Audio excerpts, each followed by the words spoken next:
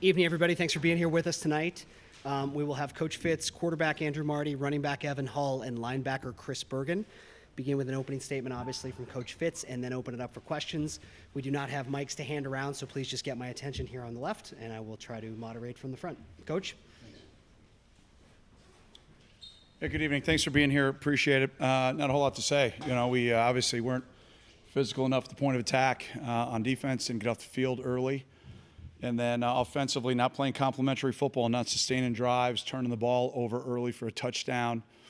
Put ourselves in a little bit of a hole, but we put together a great drive to start the second half, had a lot of momentum, and then here crept the self-inflicted wounds again, which is disappointing. So credit Minnesota. Obviously they were able to kind of get into their mindset. They want to, slow the game down, take the air out of the ball, and play it in their hands when you get down, multiple scores. So great to have the 2000 champs back. It was so great to see all of those men, their families, Tammy, Jamie Walker, yesterday. And then, before the game today, it was something special. And that group is an unbelievable group of men. And I'm really proud of what they've accomplished, not only, for the program when they were players, but now to see the husbands and how successful they are. In their endeavors. So really proud of that group. I'm sorry we didn't get the win for them, but nonetheless, on to next week. So I'll answer any and all questions that you may have. Thanks. Hey, Coach, can you talk about what went into making the switch from Ryan to Andrew, and what do you think Andrew brought to your offense today? Yeah, Andrew was really close a week ago. We had a little bit of a package for him, and it just didn't materialize the way the game went. And so we had a little bit more this week, and then, we'll see how things go in the future. I thought he gave us a pretty good spark, but again, quarterback's got to, number one, move the ball down the field, score points. Number two, he's got to be able to make some throws and make some plays that are maybe off the script. And I thought Andrew did a few of those things pretty well today. He just hasn't played a lot of ball, and we've got to help him a little bit more. We had more drops in the second half than I think we've had in a long time.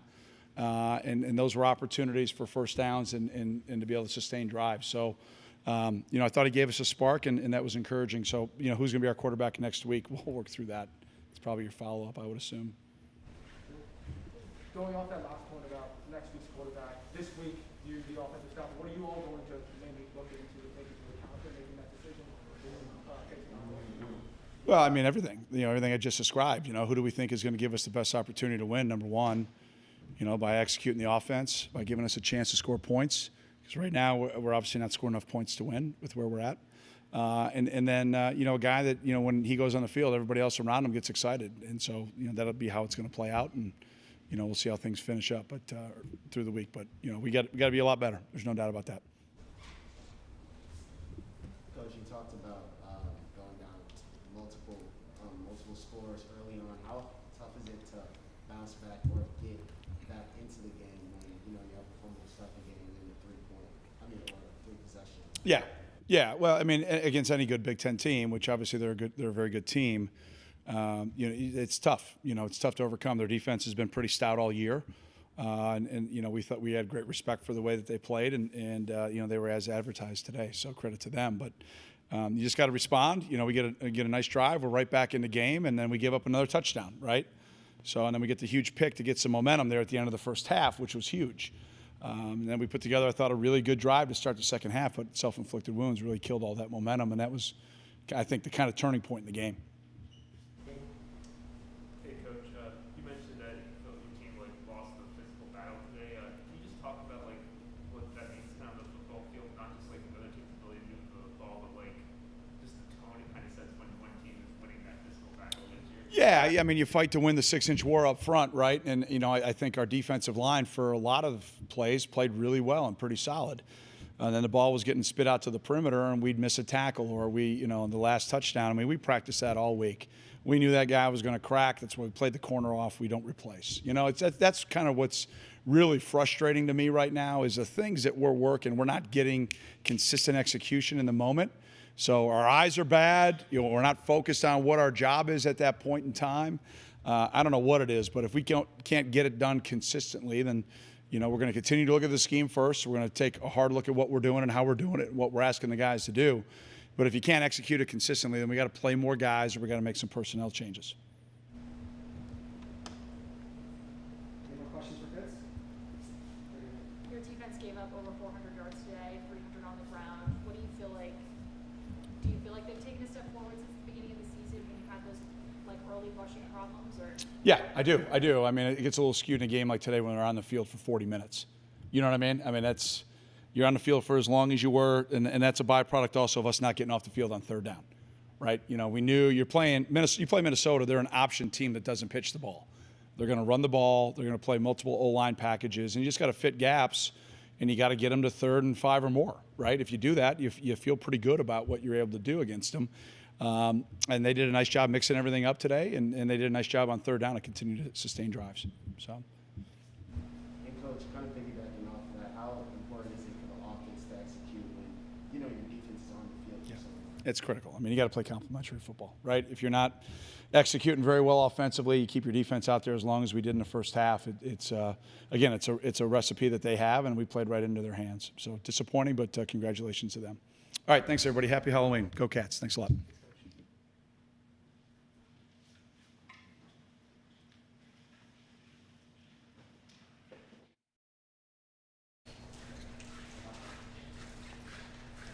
All right, we will go right into questions for running back Evan Hall. Next question.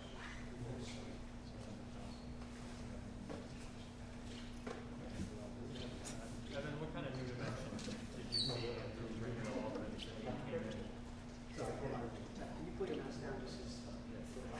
What kind of new dimensions did you see Andrew bring to the offense when he came in? Whenever. I'd say the ability to run the ball and just his ability to kind of keep it and make something happen on the ground and on his feet. So I think he really did a really good job there.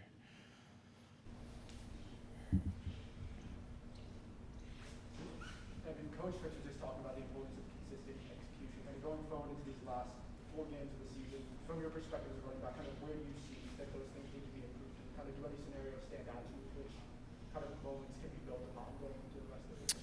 I think the biggest thing as far as consistency is just sustaining drives, getting that first down. I think that was tough for us, and give props to Minnesota. They held onto the ball for a long time. So the 3 and outs, that makes it tough on the defense. And so just being able to sustain drives, hold on to the ball, not give up the ball. So I mean, it all comes back to fundamentals, honestly. Hey, Evan, you just kind of mentioned there on Minnesota held the ball a while. How does it then affect you as an offense, just knowing that kind of you're going to these short spurts where they hold the ball for 8 minutes a game, kind of just goes along without even seeing the field? Yeah, it makes the game go quick, and then as an offense, it just makes those drives that you do get a lot more important because we might not get as many drives and as many opportunities, and so we got to make the most of every drive, make the most of every play, and stay on the field. whenever you talked about getting that first down or having strong drops, starting the drive, you had a 30-yard run in the end of the first quarter. So why don't you think you guys could could execute more like that throughout the game? I honestly don't know. It comes back to fundamentals, like I said. That's where we're gonna really attack in practice, honestly. Any more questions for Evan?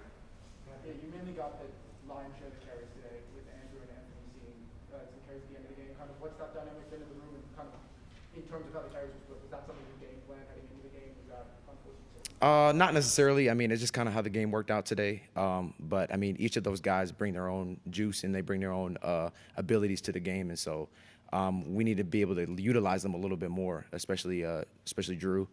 So we need to get them on the field more, get them the ball more. All right, thanks, Evan. Yeah.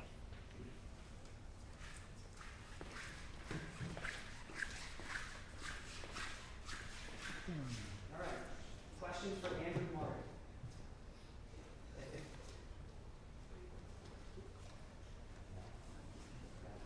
Andrew, can you kind of talk about your first series on the field where you led the team to his first touchdown? How big of a confidence boost was that for you, just kind of getting back in the game there? For me, that's kind of what I expect at this point, to go in and be a spark, and that's what we had, and it was great. You could feel the energy, and I just wish I could have done that a couple more times earlier on. Can you speak about taking the field today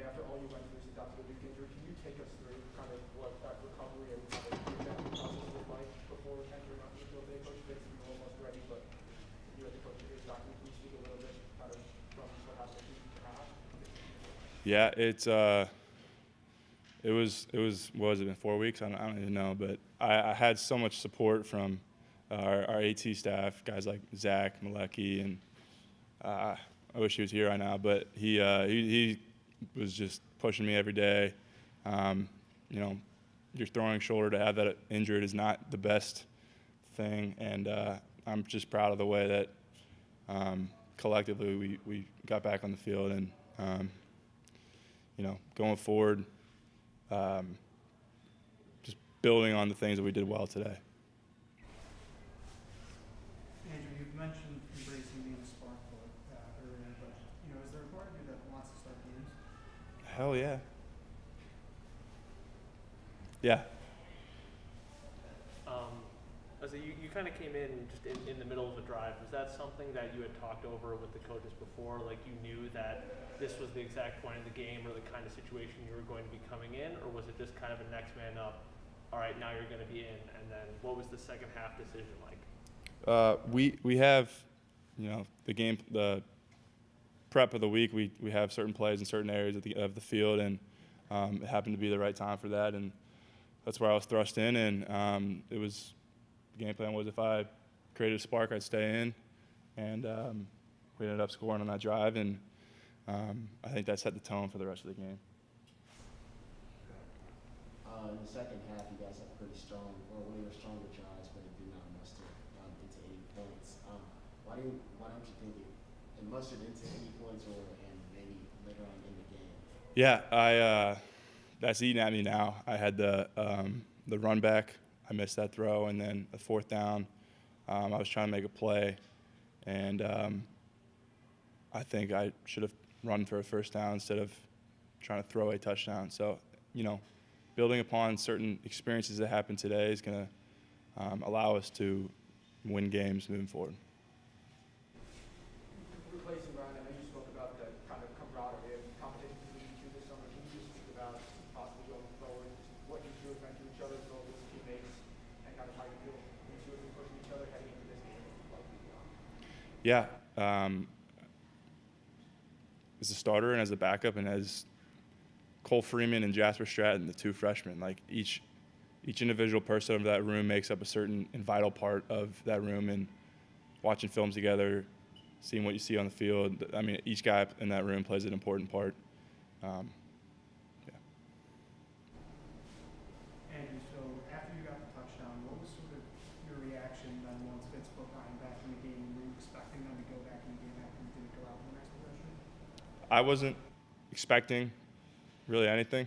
You know, it's been whenever my name's called, I've been ready to go. So, you know, I was on a roll. I wanted to go back in, and eventually it happened. So. Anything else, Fraser? All right. Thanks, guys. Appreciate it.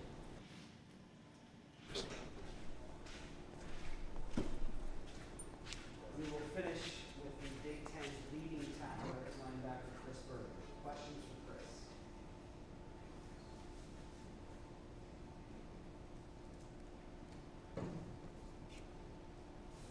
No? Like he just said, you're now the Big Ten's leading tackler. What does that accomplishment mean to you during the season? Honestly, it means nothing if we don't win. I'd trade every tackle in the world to win. I've been in a program that has won 3 of my 4 years here, and there's no feeling like it, and I would do anything to get that back, including make 0 tackles if that's what it would do. Chris, after the Michigan game, you talked about the importance of consistent execution physically on the field, but Fitz talked on this other thing. After today's game, kind of how you evaluate the defense from there, and where do you think you got to go from that point to this point to keep your energy? We didn't physically execute. An emphasis on the physicality. We didn't play to our standard of violence and physicality, and you saw the result.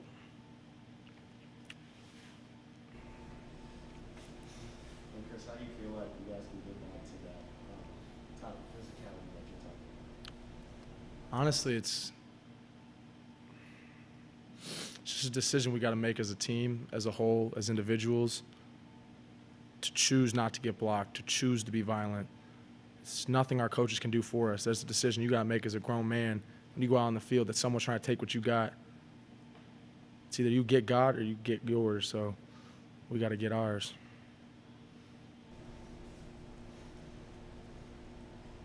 Any questions for Chris? As a leader of the group, kind of staying on the point of this is like something that we talked about this after Michigan, the importance of getting those guys ready for big situations.